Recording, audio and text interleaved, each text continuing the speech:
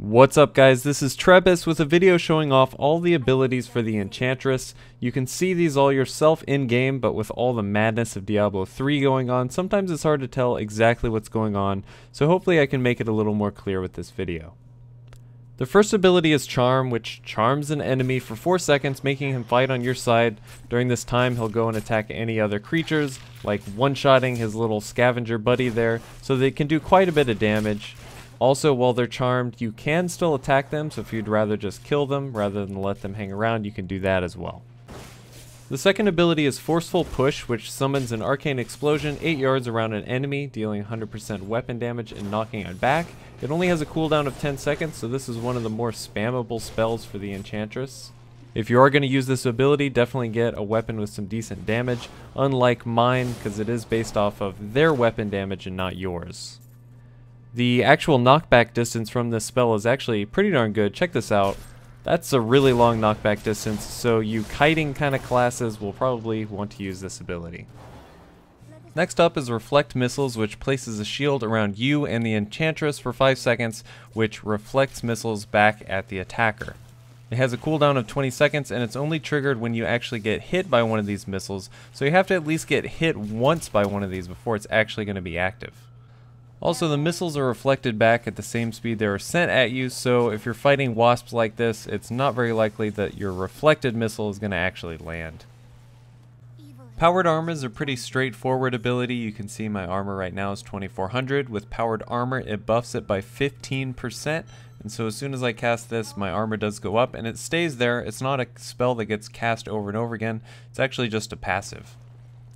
Also, attackers are slowed by 30% for 3 seconds. I think this is melee and ranged attackers, but seeing these melee attackers look at that cloud underneath their feet, that's them being slowed for 3 seconds, so not a bad kiting ability as well if you're planning on getting hit several times.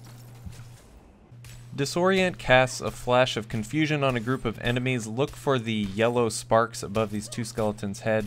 The Enchantress will cast it in a small area, and it just causes them to wander around aimlessly for 2 seconds. It's got a 45-second cooldown, so it's not used very frequently, but when it is, if it happens to get cast on the right monsters, it can be very useful.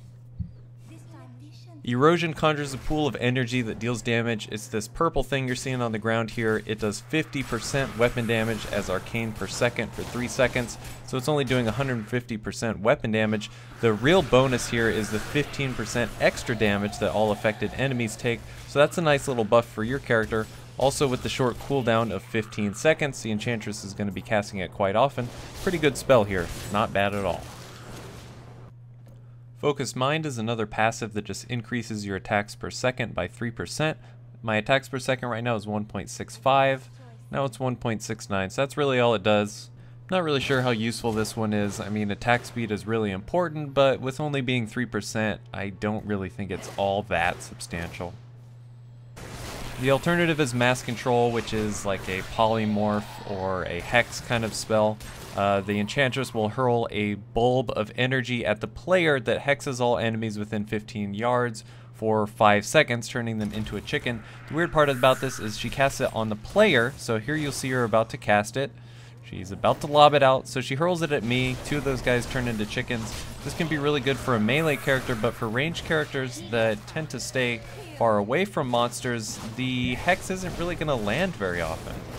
With the long cooldown of 60 seconds and the unpredictability of where it's going to be cast and when it's going to be cast, I would recommend it more for melee characters than ranged characters.